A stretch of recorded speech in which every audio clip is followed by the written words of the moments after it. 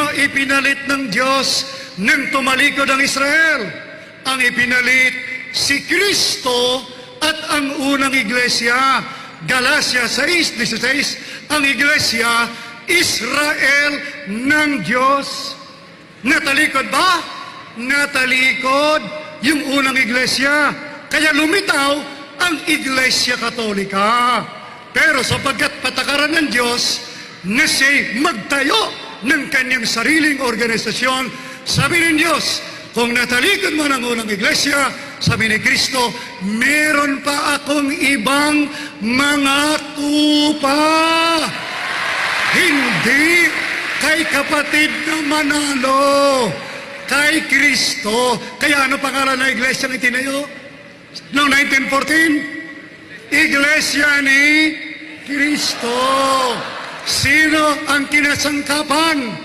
Si kapatid na Felix Manalo.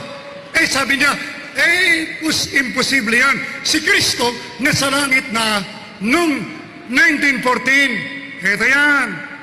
Sa Roma 16:16, ang sabi ni Pablo, magbatian kayo ng banalhalik, binabati kayo ng lahat ng Iglesia ni Kristo.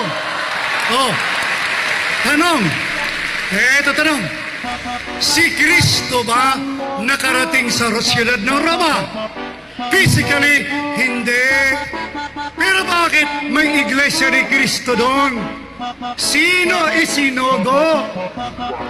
Si Apostol Pablo. Yun bang iglesia sa Roma? Tinawag iglesia ni Pablo? Bakit matatawaging iglesia ni Manalo ito?